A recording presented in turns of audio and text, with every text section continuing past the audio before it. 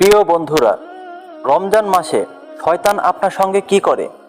শয়তান যখন আপনার কাছে আগমন করে তখন সে সামনে এবং পেছন থেকে আসে, উপর এবং নিচ থেকে কেন আসতে পারে না? এর কারণ শুনলে আপনি অবাক হতে বাধ্য হবেন। প্রিয় ভাই ও বোনেরা, ভিডিওটি খুবই গুরুত্বপূর্ণ, তাই ভিডিওটি মনোযোগ সহকারে শেষ পর্যন্ত দেখতে থাকুন। উম্মুল মুমিনিন হযরত আয়েশা রাদিয়াল্লাহু তাআলা আনহা থেকে বর্ণিত, তিনি বলেন, আমি দেখেছি যখন শাওয়াল মাস আসতো, আল্লাহর রাসূল সাল্লাল্লাহু আলাইহি ওয়াসাল্লাম তার ইবাদতের পরিমাণ বাড়িয়ে দিতেন। তিনি বেশি বেশি রোজা রাখতেন এবং বেশি বেশি দান সদকা করতেন। অন্যান্য নেক আমলের পরিমাণও বাড়িয়ে দিতেন। রমজান মাসের বাহিরে শাওয়াল মাস ছাড়া অন্য কোনো মাসে আল্লাহর রাসূল সাল্লাল্লাহু আলাইহি ওয়াসাল্লামকে এত বেশি ইবাদত করতে দেখা যেত না। তিনি অল্প কয়েকটা দিন ছাড়া পুরো শাওয়াল মাসে রোজা রাখতেন।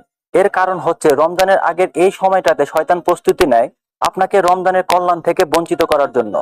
আপনার নফস এবং কুপ্রবৃত্তি আপনাকে নেক আমল থেকে বাধা দিতে চায়।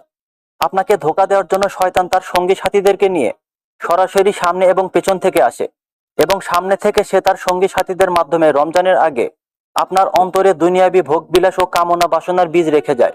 কিন্তু দুই পাশ থেকে শয়তান আপনার উপর কোনো আক্রমণ করতে পারে না, কেননা ফেরেশতারা সেখানে উপস্থিত থাকেন।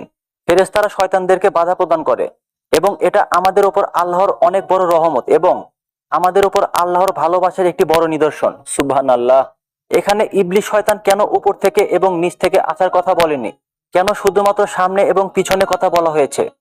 শয়তান বলেছে, আমি আদম সন্তানকে ধোঁকা দেওয়ার জন্য তার নিকট সামনে থেকে আসবো, তার পিছন থেকে আসবো, কিন্তু সে দুই পাশের কথা উল্লেখ করেনি।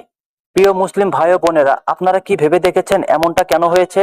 সে এটাও বলেনি যে আমি আদম সন্তানের নিকট আগমন করব, উপর থেকে এবং নিচ থেকে। ভেবে দেখেছেন কি সে কেন এমনটা বলেনি?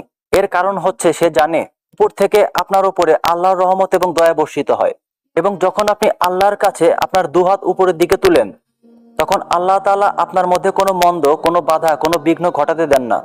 কারণ আপনি আপনার প্রিয় রবকে ডেকেছেন, এবং আল্লাহ তার প্রিয় বান্দার আহ্বানে অবশ্যই সাড়া দেন। এটি একটি সরাসরি সংযোগ।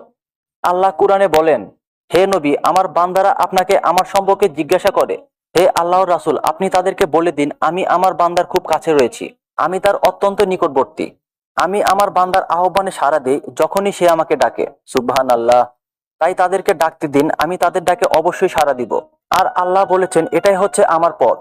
যখন আল্লাহ তাআলা আমাদেরকে কোনো কাজের আদেশ দেন এবং কোনো কাজ থেকে নিষেধ করেন, এর দ্বারা মূলত আল্লাহ তাআলা একটি সীমারেখা নির্ধারণ করে দিতে চান, আপনার জন্য একটি পথ নির্ধারণ করে দিতে চান, যে পথে চলার মাধ্যমে আপনি আল্লাহর নৈকট্য অর্জন করতে পারবেন।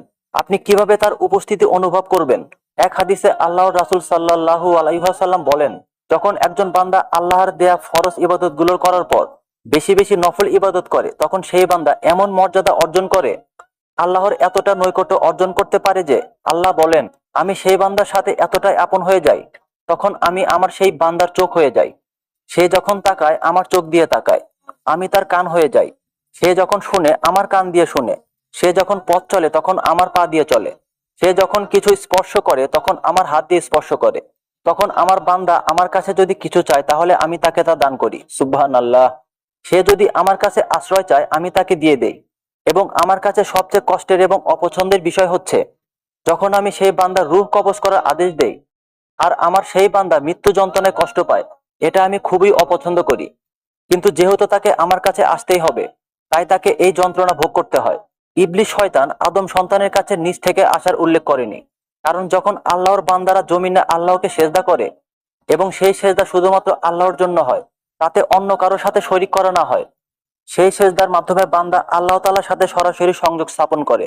তাই শয়তান আপনার নিকট আগমন করতে পারে না। ওই সময় আপনি আল্লাহর সবচেয়ে নিকটবর্তী থাকেন। তাই আপনি যখন নামাজে দাঁড়ান, ফেরেশতারা আপনার দুই পাশে অবস্থান করেন। আর যখন আপনি সেজদায় যান, তখন আল্লাহর রাসূল সাল্লাল্লাহু আলাইহি ওয়াসাল্লাম বলেছেন, বান্দা আল্লাহর সবচেয়ে নিকটবর্তী হয়ে যায়, এবং সেই সময় বান্দা যে দোয়া করে আল্লাহ তাআলা তা কবুল করেন। সুবহানাল্লাহ। অতএব প্রিয় মুসলিম ভাই ও বোনেরা, সেজদায় বেশি বেশি আল্লাহর কাছে দোয়া করুন। আল্লাহ তাআলা আমাদেরকে পবিত্র মাহে রমজানে সঠিকভাবে ইবাদত করা তৌফিক দান করুন। আমিন।